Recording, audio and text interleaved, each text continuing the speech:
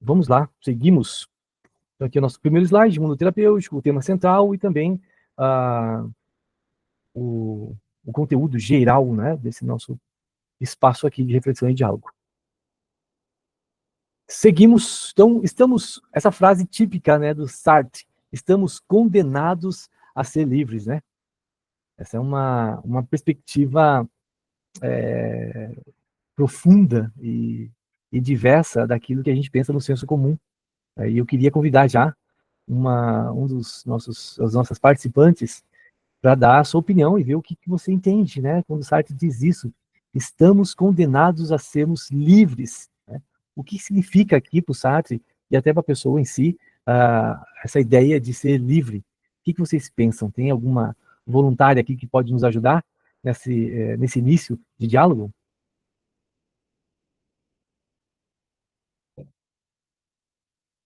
Nossa baiana Aline, será que tu nos ajuda, Aline?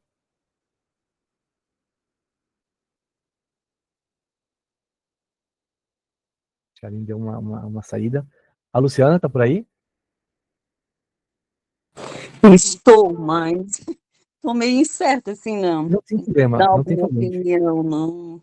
Prefiro esperar mais, assim, o conteúdo para, né? Mas o que tu pensa, Luciano? Fique bem tranquila, a ideia aqui é nós falarmos, dialogarmos, tá? Não tem aqui, inicialmente não tem o certo e errado, a gente quer poder te ouvir e dialogar contigo, tá? Fiquem muito tranquilas, tá? Nossa aula aqui é uma aula bem aberta, bem tranquila, a gente sai de um ponto comum onde todos nós estamos, não sabendo ainda a que ponto vamos chegar, tá? É uma construção aqui em conjunto. Mas, assim, Luciana, o que tu chega a pensar, um senso comum mesmo, né, sobre liberdade. O que seria para ti isso? Então, eu quando eu falo em liberdade, eu sempre penso nos dois lados, assim, né? Que o significado da liberdade para mim, ela é limitada, porque tem até eu acho que um ditado que diz que a minha liberdade vai até onde, né, é o campo do outro também. Então, eu tenho meus limites, Uhum, né? Eu posso falar tudo? Eu até tenho liberdade para falar, mas, às vezes não me convém falar, porque eu vou estar ofendendo alguém, porque eu vou estar recriminando, porque eu vou estar, passando o limite, entende. Posso ir aonde eu quero, mas às vezes eu tenho consequências dessa, né, faço o que eu quero, penso o que eu quero, falo o que eu quero, esse limite me mostra, né, essas consequências me mostram que a minha liberdade não é tão grande assim, que ela é limitada, sabe. verdade. Então essa é a visão que eu tenho de liberdade. Uhum, perfeito. Tu trouxe duas palavras muito importantes, né? Limite e consequência. Muito legal. Perfeita a sua ideia. Perceba como, né, tu tá bem centrada na Uhum, ideia, né, e no diálogo e nas reflexões sobre liberdade. É esse mesmo, perfeito. Parabéns, sim. obrigado. Vamos, Obrigada. vamos dar um próximo passo aqui, né? Então, olha o que a Luciana disse, né, sobre limites, consequências, e ela foi no cerne. Ela foi ali, acertou na mosca, né? Como se diria no bom português. E aqui eu trouxe o primeiro slide, um tanto desafiador já, né? Não somos livres de. Partindo dessa ideia de que será que sempre aquilo que a gente chamou de liberdade, no senso comum, está um tanto distante daquilo que liberdade é em si mesma? Né? Eu sou oriundo, né, da fenomenologia. Eu começo a estudar logoterapia, né, e a partir da logoterapia eu me encontro com a fenomenologia. E aí que eu começo a me questionar. O que são essas coisas que o Frank comenta? Quando ele fala homem da rua, ele está dizendo o quê? Quando ele fala de liberdade, o que ele está querendo apontar? Quando ele traz a vontade de sentido, o que ele está nos dizendo, né? Eu conto uma experiência muito legal que eu tive na faculdade. Eu tinha um colega chamado Sr. Hugo. O Sr. Hugo ele tinha 77 ou 8 anos, se eu não me engano, na época que iniciou a faculdade, juntamente comigo. E ele era, assim, uma pessoa ímpar, né? Um senhor já de idade, com a sabedoria da vida, muito questionador, confrontador, né? Então, ele tinha essa função de questionar os professores, né? Na sala de aula, e ele enriquecia o debate. E muitas vezes o seu Hugo perguntava assim para os professores: professor, mas isso que tu está dizendo traz algo na vida real, no mundo vivido, para nós podermos entender na prática. Ele falava: minha mente só funciona com a vida prática. Eu olho para aquilo que o senhor me diz e olho para o meu passado e tudo aquilo que eu vivi e não consigo ligar a nada. E aquilo que o senhor Hugo dizia começa a me chamar a atenção.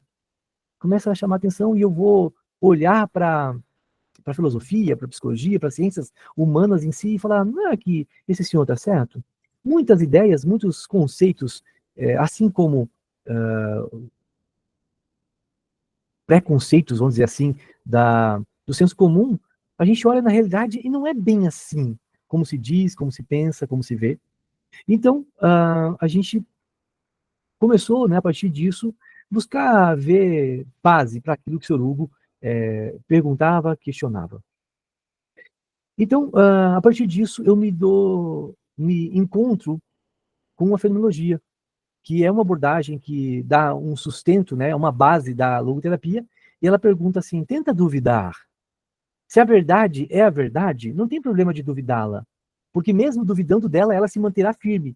E nós, a partir dessa tentativa de duvidar dessa verdade, estaremos mais apropriados dela, conheceremos ela melhor, porque para duvidar eu tenho que confrontar, mas não é um duvidar apenas negar que algo não é. É um duvidar, deixa-me te conhecer, me diz quem tu é. Essa é a ideia da fenomenologia. E a gente olha para a questão da liberdade, ela se passa muito por aí. Porque a gente está, a ideia do senso comum de que liberdade é fazer tudo aquilo que se quer, não ligando para limites, não ligando para consequências. E a vida real não nos diz, não nos aponta isso. Então, o que eu coloco nesse slide, não somos livres de.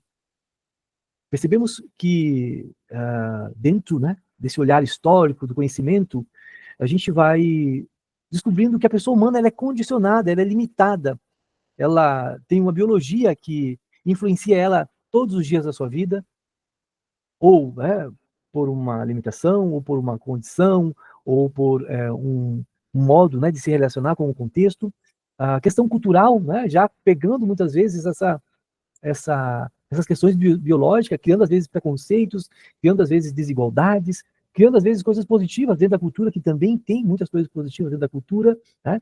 Aquelas coisas que acontecem na nossa vida com a família, né? Dentro dessa história que a gente vai escrevendo, que a gente vai construindo, também vai marcando, né, o meu modo de ser, e ao mesmo tempo que me marca, vai deixando limites, e assim vai acontecendo aquilo que a gente chama de liberdade. E aqui eu coloco por último as questões inconscientes, né? Quantos dados da nossa vida não estão inconscientes, né? Igual o Frank vai colocar, até mesmo esse inconsciente noético, né, espiritual, que está ali influenciando no nosso modo de viver o presente.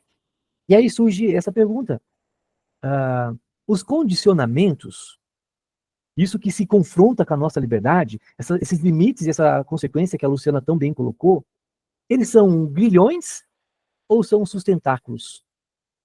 Para esclarecer um pouco melhor isso. É possível uma vida sem condições? Porque perceba que tudo aquilo que eu vou fazer, eu preciso de dadas condições. Quando eu quero fazer uma comida, às vezes falta um ingrediente. Eu queria fazer um bolo, mas não tenho chocolate. Mas, ao mesmo tempo que falta algo, eu tenho outro. Né? Eu tenho a farinha, tenho o ovo, tenho o azeite, tenho o sal. Então, eu posso fazer outro tipo de comida. Então, ao mesmo tempo que esses condicionamentos nos limitam, eles também nos propiciam viver essa realidade. E, partindo disso, a gente vai entender que os condicionamentos são necessários para a vida. Os limites são necessários para a vida. As consequências são necessárias para a vida. Então, não dá para descartar a questão da liberdade, porque nela, na correlação com ela, está esses elementos. Né? Para a logoterapia, a ideia de ser condicionado e ser determinado é totalmente diferente. Na logoterapia, a liberdade está diretamente relacionada com, com a questão da liberdade. Então, por isso que Victor Frankl fala assim, nós não somos livres de condicionamentos. Pelo contrário, eles fazem parte da nossa vida, eles são elementos fundamentais da nossa construção. E isso já vai diverge daquela ideia primária, às vezes até um pouco infantil, de que ser livre é fazer tudo aquilo que se quer. Alguém aqui queria ou pode trazer, né, o seu pensamento sobre isso, sobre essa ideia de liberdade um tanto fantasiosa que a gente vive? Alguém já percebeu, né, ou teve alguma experiência dessa liberdade fantasiosa no seu dia a dia, ou até mesmo na sua terapêutica, no seu cuidado com o outro, onde essa liberdade fantasiosa, sem limites e sem consequências, estão presentes? Eu vejo hoje muito, principalmente essa nova geração agora, um pouco inconsequente, né? Porque os pais hoje, eu creio que a grande maioria, né? Eu sou mãe, eu tenho, né, um casal de filhos, e eu sempre criei eles, assim, dentro de limites, né? Mas eu vejo que muitos pais não quiseram passar para os filhos a educação que eles tiveram, ou as limitações que eles tiveram. Uhum, uhum. Então, foi dado muita liberdade. E até os pais mais novos até, veio essa geração também aí da internet, que sabe que parece que é tudo fácil, né? Tudo bonito, é tudo. Uhum. E os pais também ocupados, né? Porque tem que botar comida dentro de casa, tem que às vezes pagar um aluguel, comprar roupa e tal. Assim, as crianças ficaram meio por conta. Então, eu vejo que hoje os jovens têm esse senso de liberdade, porém eles não conhecem as consequências ainda, né? Perfeito. Ou até quando eles começam, vamos supor, uma pessoa que foi sempre criado livre, né, achando que podia tudo, de repente ele se vê numa situação do trabalho, ou às vezes até acabou se apaixonando, casando, e de repente veio a responsabilidade sobre ele. Aí tem aí uma geração depressiva, né, uma geração que está aí consequências do aumento né, de uso de drogas e álcool, pessoas que não conseguem fazer uma carreira profissional, né? Então, eu acho que a liberdade veio por falta da própria, de dentro de casa mesmo. Uhum. Não sei, Perfeito, essa Luciana. você quis também falar, mas a minha visão foi essa aí. Perfeito. Tu sabe, Luciana, que o olhar fenomenológico sobre a identidade, ele se concentra que a identidade humana ela está sobre dois eixos, tá? O eixo da potência e o eixo do valor. O eixo do valor, ele vem da família para com essa criança. Está muito ligado ali à questão do vínculo, né? Da teoria de Bowlby. No Sim. entanto, o eixo da potência está mais ligado à teoria do Erik Erikson, onde fala das fases de crescimento dessa criança. E essa potência, esse desenvolver-se, ele surge da criança para o mundo, né? No caso ali, aquele pequeno mundo chamado família. E a família tem que estar disposta a colocar limites que desafiem essa potência. Quando não há limites bem estabelecidos, essa criança não consegue desenvolver aquele senso de autoeficácia. A pessoa da cognitiva comportamental vai entender bem esse conceito, né? Eu gosto muito dele, porque fenomenologicamente ele é um conceito evidente na vida das pessoas. Então, perceba que a ausência desses limites vai deixando a pessoa com um senso de autoeficácia baixo, né? E isso vai me tornando incompetente em relação ao mundo, à vida, né? A realidade que se impõe. Né? Para nós, da fenomenologia, a realidade é como uma avalanche que vem sobre nós e se impõe. E aí cabe a cada um de nós, né, um termo muito caro para o Viktor Frankl, que é a ideia de responsabilidade, a habilidade de responder. Se quisermos ser mais fenomenólogos aqui, né, dentro da ideia do Frankl, responsabilidade seria a capacidade, né, ou habilidade de responder à avalanche da realidade que se sobrecai sobre mim.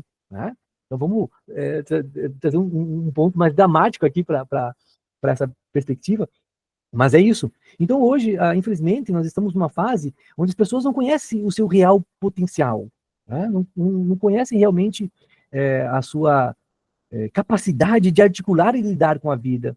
Então, como a pessoa está nesse ponto um tanto mais impossibilitada, ela acaba vendo o mundo como muito ameaçador. Né? E aí aumenta a questão da ansiedade, né? A dependência desse olhar do outro para me aprovar, né? E assim, consequentemente, várias situações que a gente vive hoje. Mas muito obrigado, Luciana, mais uma vez, a sua fala muito assertiva. Obrigado. Eu até queria compartilhar, Mauro, uma Por favor. situação que eu vou dentro da minha casa. Como eu falei antes, eu tenho um casal de filhos, né? Eu tenho, a menina é mais velha, E eu sou De quantos separada, anos, de quantos anos, Luciana? ela hoje está com 33, Certo. mas isso aconteceu, ela tinha uns 15 anos, mais ou menos, né? Então eu sou separada, eu praticamente criei meus filhos sozinha, né? E quando houve o lançamento, acho, do filme do Cazuza, né? Nós duas assistimos juntas esse filme. Legal. E a minha filha, assim, acabou o filme, a minha filha falou uma coisa assim que me marcou muito e me deu assim até um respaldo da educação que eu dei para ela. Quando ela terminou o filme, ela disse assim: mãe, é inacreditável como os pais desse Cazuza não deram limites para ele. Um ótimo cantor, um ótimo, né, compositor e tal, mas assim, a vida dele foi uma bagunça, né? Então, ela, com 15 anos, ela observou que a mãe passava a mão na cabeça do filho e ele, muitas das vezes, inconsequente, né? Bebia demais, tal, aquela vida toda que ele teve. Então, me chamou muita atenção que a minha filha, com 15 anos, ela já teve essa visão de o limite é bom, né? O limite Perfeito. é necessário para a pessoa não chegar num ponto de ter uma vida, né, bagunçada dessa forma. Só isso que eu Perfeito. queria compartilhar, Mauro. Muito obrigado, Luciana. Muito assertivo, perfeito. Vamos continuar pro próximo aqui. Passei de novo. Peraí, deixa eu mudar aqui. Tem demais. Isso. Agora vamos ouvir aqui um pouquinho. Agora a gente vai entrar na ideia heideggeriana, né, de liberdade. E eu vou apresentar um pouquinho um vídeo do professor Clovis. É um autor que eu gosto bastante dele aqui. Deixa eu colocar para vocês aqui.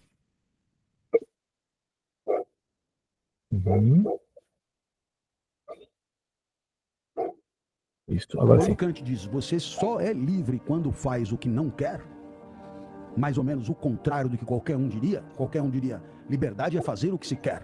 Ele diz, liberdade é fazer o que não se quer. Então, o que ele está dizendo? Ele está dizendo que se você faz o que quer, é escravo do desejo, não pode ser livre. Portanto, a liberdade só pode ser trazida pela autonomia, pela inteligência, pela razão prática. E se ela se sobrepuser às pulsões, não para matá-las todas, mas para avaliá-las, identificar o quanto dessas pulsões são filosoficamente aceitáveis, você assumiu o controle. Quando Kant diz...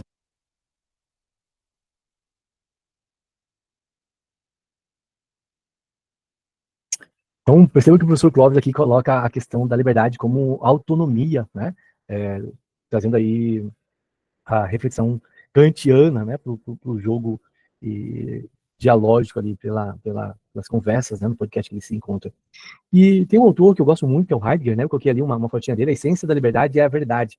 Heidegger não disse isso exatamente, tá? Eu nunca encontrei nada dessa forma, mas sintetiza muito o pensamento dele, tá? Mas não me parece que é uma frase realmente autêntica, tá? Mas tá coerente com a ideia dele. Mas aqui essa é uma frase que eu tirei do livro dele, tá? Na resolução antecipadora, o ser aí para ele é a pessoa humana, né? Esse nosso estar, ser, viver, se constituir, né, no mundo, se liberta para a morte própria. Né? Então aqui quando ele fala se liberta para o limite último que é essa morte, entende? Né? Se liberta para a morte própria e assume a responsabilidade, tem a ver com a ideia de autonomia, pela sua existência. Então o Heidegger falou assim, olha, ser livre é assumir os limites da sua vida, né? E ter essa autonomia da sua própria jornada, da sua própria caminhada, da sua própria construção. E aí a gente vai ver que o Heidegger, ele traz, né, um típico dele, né, uma frase mais complexa, mas vai de encontro com uma essência daquilo que o Sartre disse. É óbvio que para o Sartre é mais radical na questão, né? Vou até colocar um vídeo aqui para a gente assistir um pouquinho de Sartre, para a gente comparar com a ideia heideggeriana e a ideia sartreana, tá? Deixa eu trazer aqui o vídeo para nós assistirmos, para nós compararmos aqui Sartre. Perfeito? É livre. E isso assusta. Jean-Paul, você é livre. E isso assusta. Jean-Paul Sartre dizia que estamos condenados à liberdade. Condenados porque não há manual, não há destino. Não há desculpas. Não somos definidos por Deus, pela biologia ou pela sociedade. Somos definidos pelas nossas escolhas. E cada escolha é um espelho. Ela revela quem você está decidindo ser. É mais fácil culpar os outros. O passado, a sorte. Mas Sartre nos obriga a olhar no espelho e perguntar: o que estou fazendo com a minha liberdade? A liberdade é um peso, porque com ela vem a responsabilidade. Não escolher já é uma escolha. Se você repete padrões, vive no automático, segue o fluxo, está escolhendo isso. Você não é o que te aconteceu. Você é o que faz com o que aconteceu. A vida não tem sentido pronto. Ela tem o sentido que você der. Sartre nos confronta com uma verdade incômoda.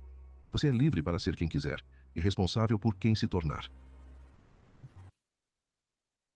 Então perceba que o Sartre, né, a pegada dele é bem radical, né? Ele tá apenas a questão da liberdade radical é o que importa, né? Tudo que há é essa liberdade. Diferente do Heidegger, que fala, não, existe, né? Sim, esse limite, existe sim um condicionamento da vida humana, que é diferente pro Sartre, né?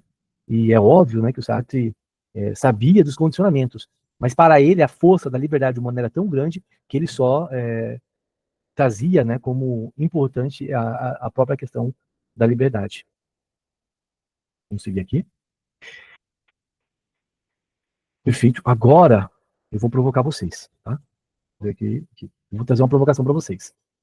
Então, tem esse criminoso aqui, né, um homem, foi um bárbaro, né, uma pessoa horrível, Adolf Eichmann, né, que era um nazista. E aí vai ter um pouquinho um vídeo dele e eu quero, né, provocá-las aqui para a gente pensar um pouquinho sobre a questão da liberdade. Vou colocar o vídeo aqui rapidinho.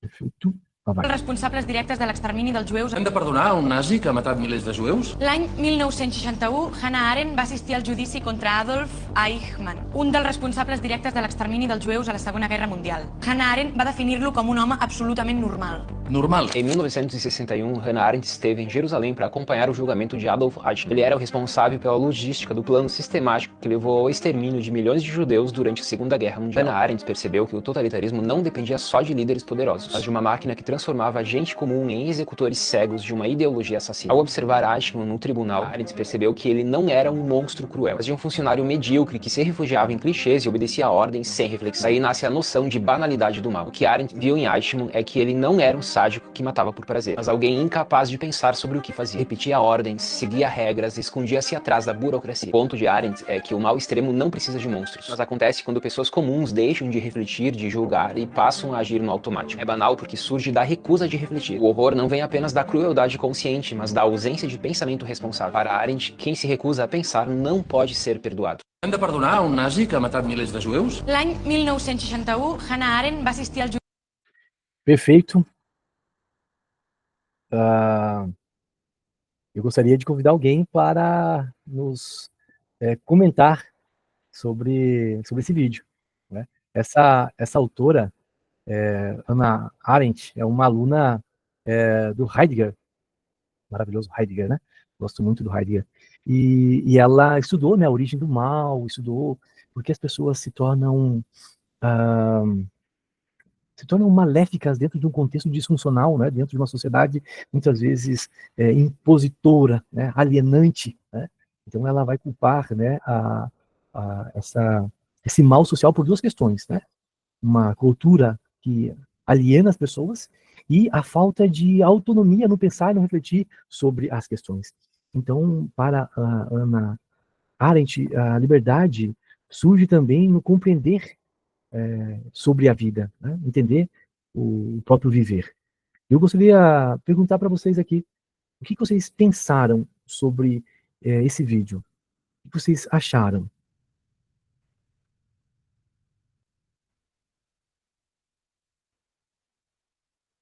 Luciana, parece que agora abriu seu áudio. Pode falar. Vamos lá.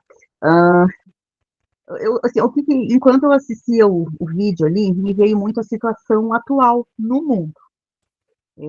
Falou-se ali, né, do extermínio de muitos judeus, e assim, o que está acontecendo hoje que eu vejo eu não quero entrar em lado político, né, hipótese alguma, é um lado que eu não gosto de conversar, mas hoje o que a gente vê, assim, pessoas se levantam, digamos, contra Israel, que estão fazendo genocídio em Gaza, mas tem muitas pessoas ali que não conhecem a história ou simplesmente estão indo vários movimentos ali, né, se levantando contra Israel, mas a gente percebe que, na verdade, eles não estão assim, tão preocupados com o povo de Gaza, mas é mais ali uma forma de protestar, Uhum.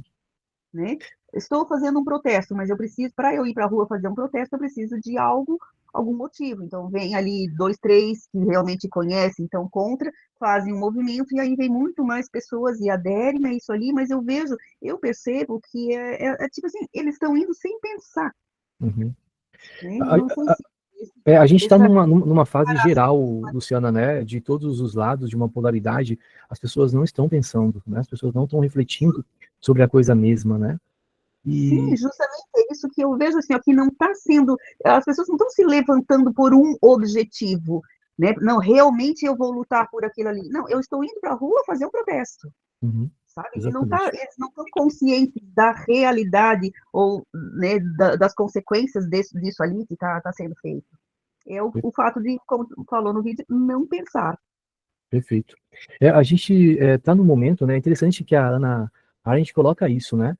Do Adolf Eichmann, né? Ele não era um monstro, ele era uma pessoa medíocre, uma pessoa que o grande ponto inicial da questão toda foi a incapacidade de pensar por si mesmo. Mas será que eu estou fazendo a coisa certa, né? Então, quantas coisas a gente vê acontecendo, né? E isso passa pela nossa vida e principalmente pela vida dos nossos pacientes, né? Será que essas pessoas estão querendo realmente viver uma vida de liberdade? Mas a liberdade autêntica, a liberdade de construção, a liberdade de autenticidade, né? Como Heidegger vai propor. Porque me parece que a liberdade hoje é entendida muitas vezes como a liberdade para a criança, né? A criança que quer fazer tudo aquilo que vem à cabeça, né? E aí a liberdade, a criança vai crescendo e depois ela não quer só fazer tudo aquilo que vem à cabeça, ela não quer fazer aquilo que ela deveria fazer. Às vezes quer estudar, às vezes, né, o adolescente, o adulto quer trabalhar, né? Então a liberdade sempre vai se dar de uma forma fantasiosa por isso. Fazer aquilo que eu quero e não fazer aquilo que eu não quero. E aí a vida, né, a maturidade humana não consegue progredir, né? Porque não se olhou para a liberdade mesma, né? Não se refletiu, não se pensou nela, como esses soldados, né, do nazismo, que não se pararam de se perguntar, será que queimar, colocar gás, né, nesses salões aqui, exterminar essas pessoas, né, ela não não está errado, né? De se pensar, né, o que passava na cabeça deles, né, sobre isso. E a partir disso, dessa reflexão, a gente cai na logoterapia, né? No grande mestre Viktor Frankl, que essa frase é dele, né? Nós não somos livres de, né, como a gente disse aqui, condicionamentos, limites, consequências, mas somos livres para. E aí é a grande chave da perspectiva do Viktor Frankl, né? Então, o Sartre vai colocar aquela liberdade radical, sem olhar para os limites, sem olhar para os sofrimentos. Heidegger já fala, não, é importante olhar para os limites, existe um limite, nós devemos assumi-lo. E Frankl fala, não é só assumir como se fosse um mero limitador, é entendê-lo que ele é mais do que um limitador, o condicionamento. Ele é algo que nos sustenta naquilo que somos, né? É a ideia própria do sofrimento que tem um sentido. Então, antes, né, então podíamos pensar que uma mãe estava condenada a uma vida vazia e sem sentido porque o seu filho se perdeu num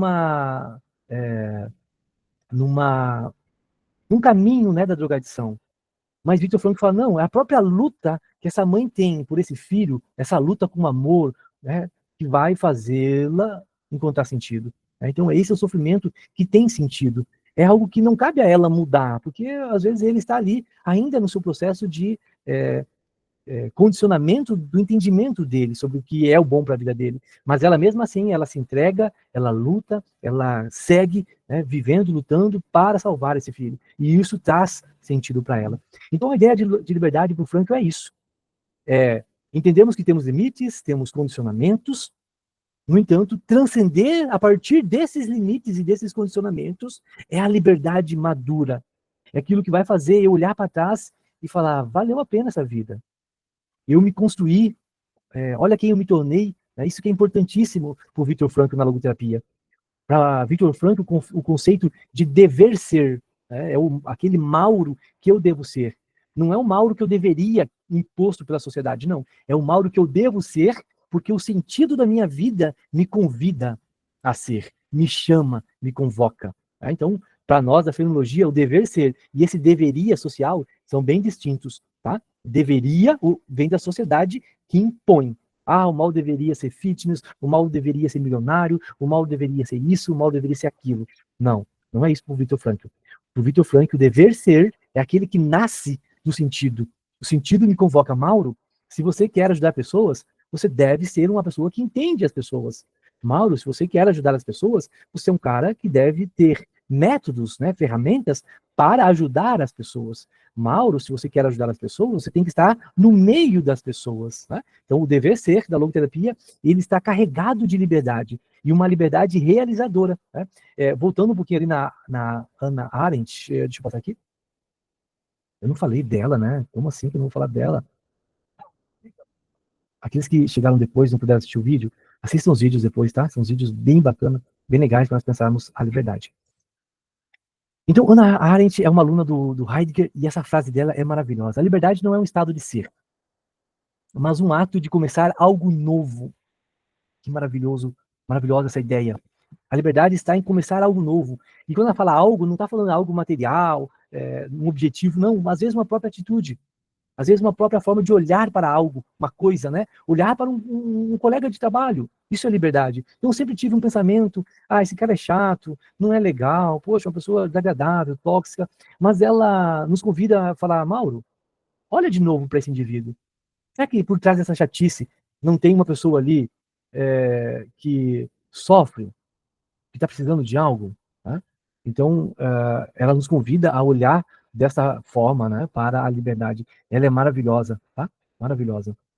Seguimos um pouquinho para frente aqui. Então, falamos do Viktor Frankl, né? Ser livre é assumir a própria vida. Gente, eu vou deixar para vocês a palavra logo depois dessa fala minha. Isso é fundamental para nós que trabalhamos com pessoas. Que o paciente, ele vem no nosso consultório, no nosso atendimento, no nosso setting, e ele não consegue falar, essa é a minha vida.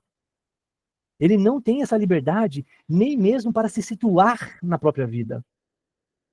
E isso passa por sentimentos, por crenças, por comportamentos, né? Por questões oriundas lá, né, da profundidade do nosso inconsciente. Tudo está envolto ali. No entanto, ajudá-lo a ter essa posição é importantíssimo. E o seu paciente consiga falar, essa é a minha vida. Né? Então, diria para vocês que esse é um dos grandes alicerces, um tijolo muito importante que você deve colocar na vida do seu paciente. Que ele olhe para a vida dele e assuma, apesar das dificuldades, dos limites e das dores. Perfeito? Responsabilidade é inseparável da liberdade. Né? Então, se não tiver liberdade, não tem responsabilidade. Se não tem responsabilidade, também não tem liberdade. Ambos fazem parte do mesmo núcleo ali, né? A capacidade da pessoa humana viver a sua própria vida. Tudo saiu aqui. Deixa eu voltar para a nossa apresentação. Viktor Frankl coloca assim, ó. Tudo pode ser tirado de uma pessoa, exceto uma coisa, a liberdade de escolher sua atitude em qualquer circunstância da vida. E agora eu passo a palavra para vocês. Como será que era para o Viktor Frankl estar lá no campo de concentração e pensar que ele tinha liberdade para lidar com aquilo? Será que foi fácil? O que ele passou? O que vocês entendem por essa experiência, por essa vivência que o Frankl teve no campo de concentração? E como a gente pode fazer um paralelo aos nossos pacientes na clínica? Quem poderia compartilhar com nós aqui? Eu acho que o Viktor Frankl foi o único, né? Porque passar por tudo que ele passou e ter tido essa experiência como positiva, até, né, ou achar um sentido naquilo ali, eu sempre vejo ele como único, porque não é fácil você estar né, sabendo tantas pessoas morrendo e você ficando, né, sobrevivendo aquilo tudo, e ainda achar um sentido. Que dor, né? Que dor ver as pessoas que você ama indo embora e você ali. Difícil. Aí eu discordo um pouquinho do pensamento ali da Hannah Arendt. Que a liberdade não é ser. Eu acho que a liberdade é ser. porque ela está em você, junto com você, ela faz parte de você. Então, eu tenho aquela escolha de achar o sentido no sofrimento ou na alegria que seja, eu tenho essa liberdade para poder sobreviver aquilo, né? Como o Viktor Frankl sobreviveu aquilo positivamente, né? E trouxe aí um grande ensinamento para a humanidade. Mas é porque a liberdade era ele, né? Muitas pessoas ali não viram sentido, não, ou foram negativos ali e acabaram morrendo, ou alguns poucos sobreviveram, mas raros eles que tiveram a percepção de que não, eu tenho a liberdade de escolher, né, ou de aprender com isso. Perfeito. Alguém mais que queira compartilhar, pessoal, para enriquecer aqui o nosso diálogo? Alguém que pensa diferente, às vezes alguém que olha a dificuldade, né, de lidar com os limites, com as dores do dia a dia, ou um caso clínico que vocês tenham, uma experiência clínica. Fiquem à vontade, tá? Não se sintam constrangidos. É só eu e o Mauro falando. Tá sendo a minha companheira de diálogo aqui. Então tá. Tá, antes de... voltou aqui. Pessoal, eu vou trazer algo aqui, eu vou trazer aqui na frente do manejo terapêutico mesmo. Tá, perfeito. Então, manejo terapêutico, né? Aqui, quantos aqui lidam com prática terapêutica aqui? Acena a mãozinha aqui, faça favor para mim. Os que estão aqui, quantos que trabalham diretamente com terapêutica? Puder acenar com a mão aqui, para eu saber quantos terapeutas tem.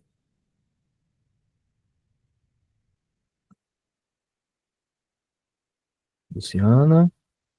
Quem mais, pessoal? Quem trabalha com... A Aline me disse, né, que trabalha também com a Regiane também, né, trabalha com terapia.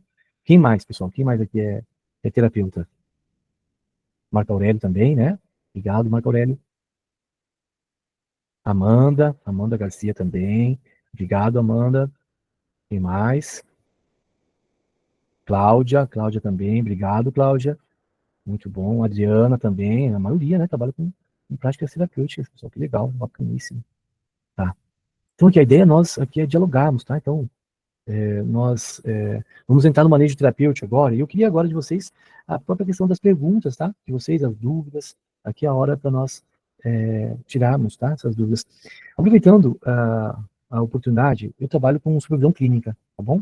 Eu sou psicólogo clínico, especialista em fenomenologia, humanismo, existencialismo, especialista em logoterapia, e trabalho com supervisão há 5 anos, tá? Eu trabalho na prática clínica há 9, e há 5 eu estou na supervisão.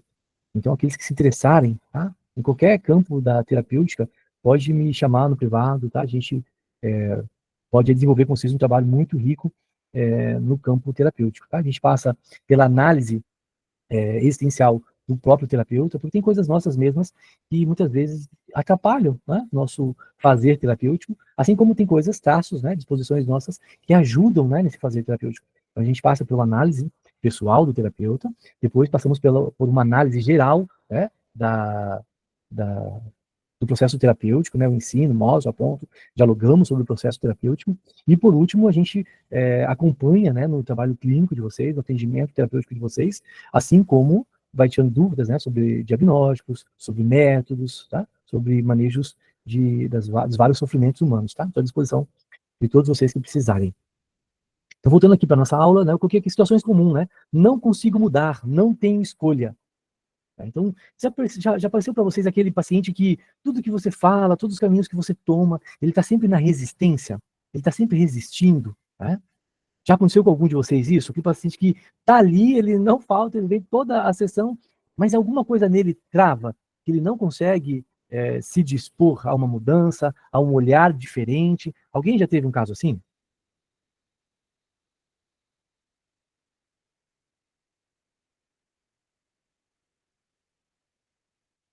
Eu vejo muito isso na dependência química. Na verdade, a pessoa, ela até quer mudar, mas ela não consegue.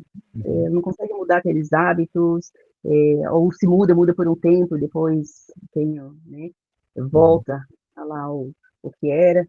Então, tem bastante resistência dentro da dependência química. Perfeito. Amanda Garcia, você pode comentar com nós, Amanda, a tua experiência que tu tem no campo da dependência química?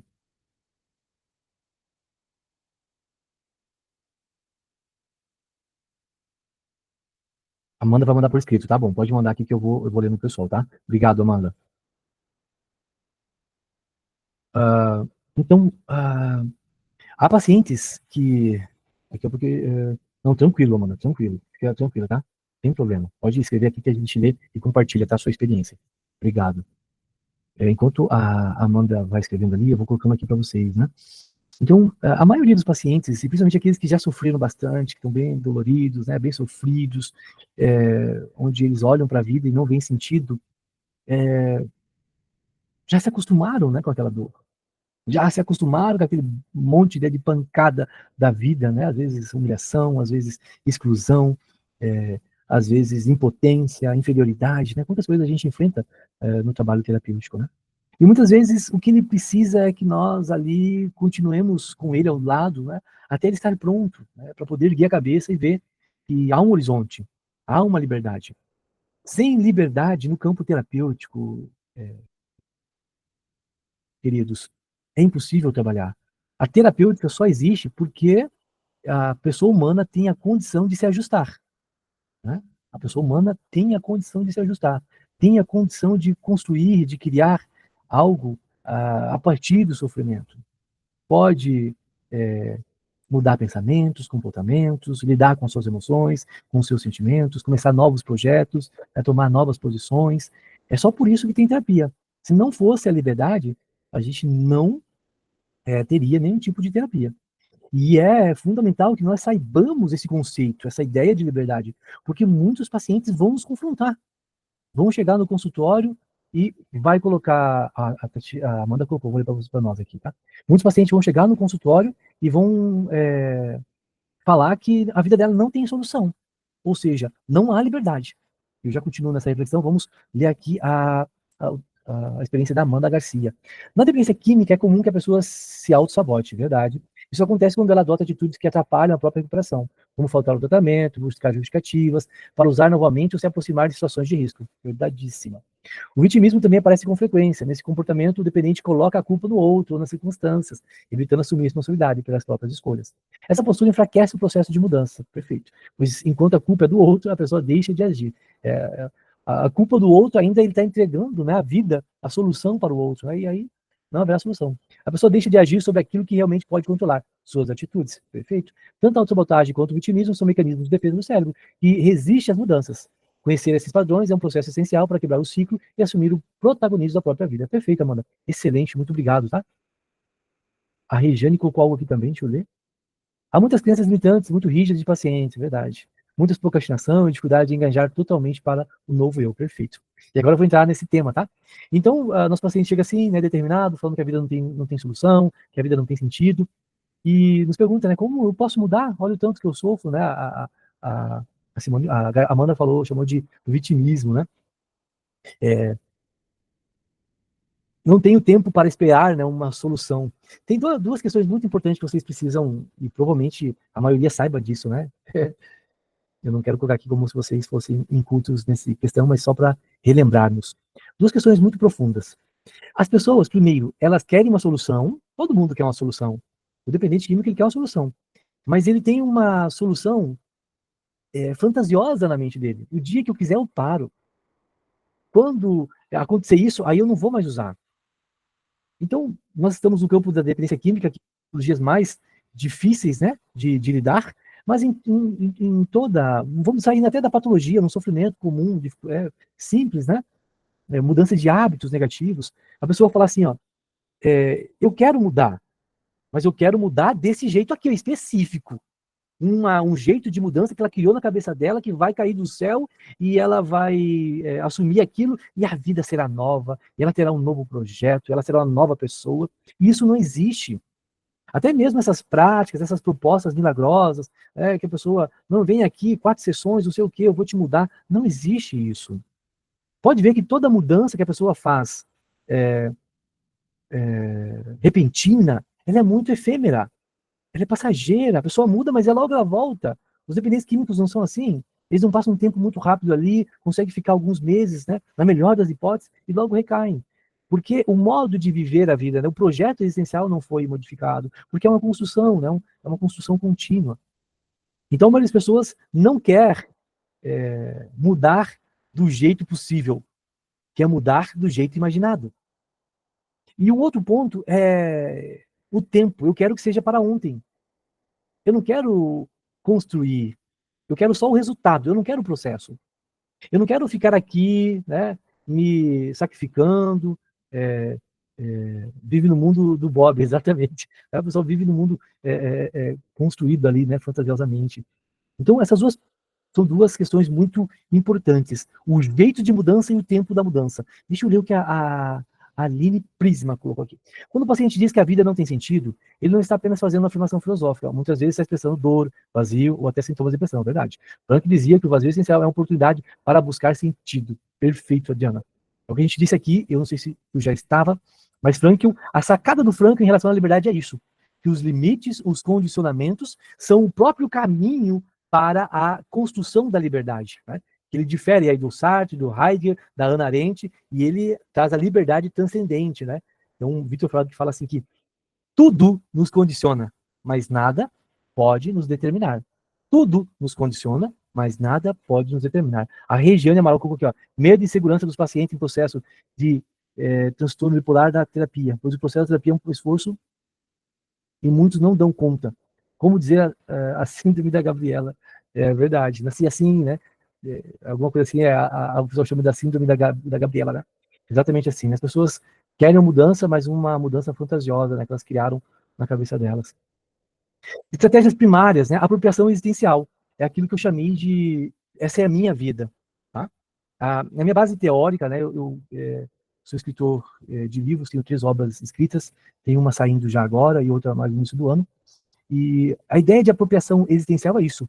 Surge daquela famosa frase do Ortega y Gasset: eu sou eu, mais a minha circunstância. Se eu não salvo a elas, eu não salvo a mim. Então, a ideia de Mauro, o Mauro não é só essa pessoa que está aqui, Mauro é todo a minha circunstância. Eu assumir tudo isso como meu é uma apropriação existencial. Assumir a dor, que faz parte da minha vida, como às vezes uma dificuldade que eu enfrento, faz parte disso, né?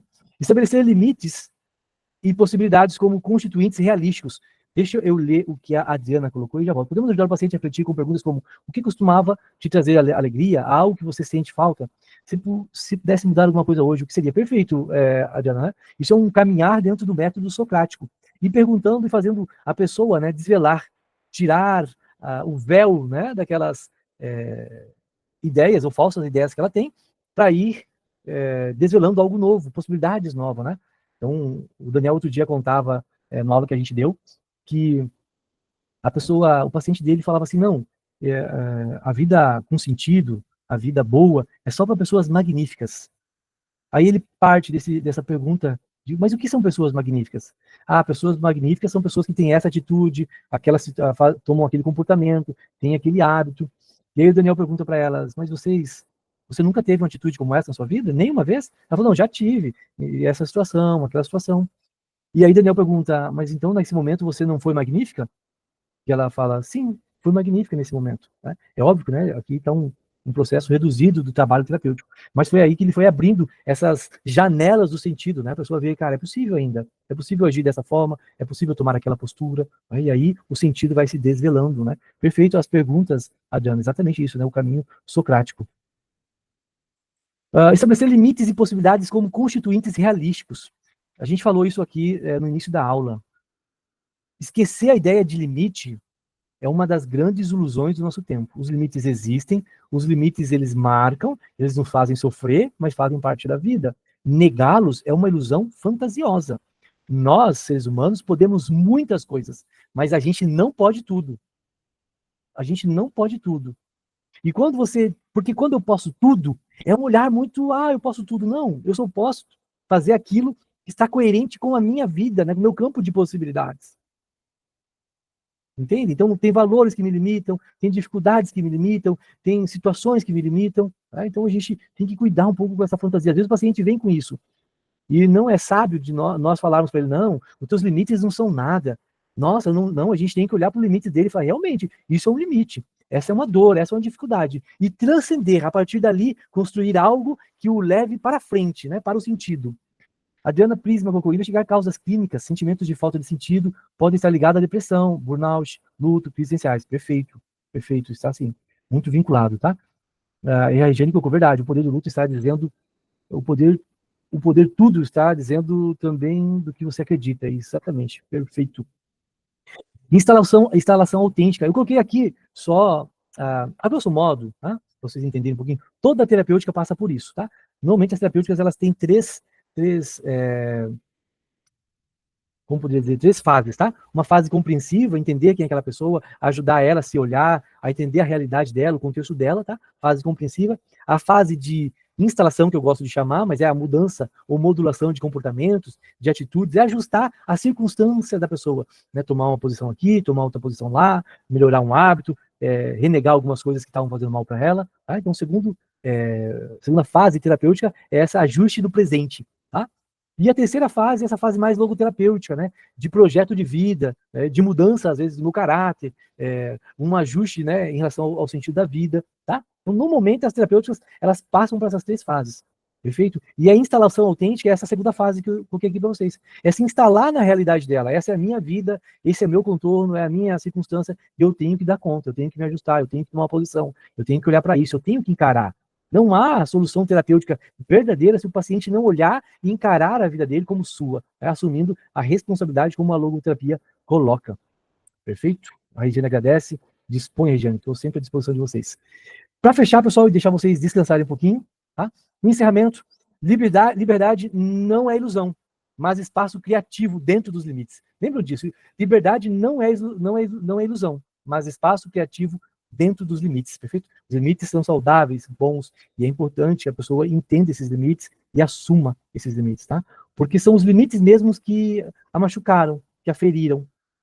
Fugir, se esconder, né? Se distanciar daquilo não é sábio, porque às vezes é uma circunstância que ela precisa tomar uma posição, às vezes é alguma coisa que ela precisa olhar para ela mesma, às vezes vamos dizer uma mulher que está em um casamento tóxico. Ela negar que o casamento é tóxico não vai solucionar a questão. Ela tem que enfrentar aquilo, está me fazendo mal, não é bom, o que eu posso fazer? Né? O que os meus valores me orientam a me posicionar em relação a isso? Né? Terapia como lugar de despertar a responsabilidade, de abrir horizontes de instalação. Perfeito? Então a terapia é esse lugar de despertar a responsabilidade. E o que é responsabilidade? Responsabilidade não tem a ver com culpa, tá? Ah, você é responsável por aquilo que aconteceu com você. Não. Responsabilidade é a habilidade de responder às demandas da vida, às circunstâncias da vida, à realidade que se impõe sobre nós. Isto é responsabilidade. Perfeito?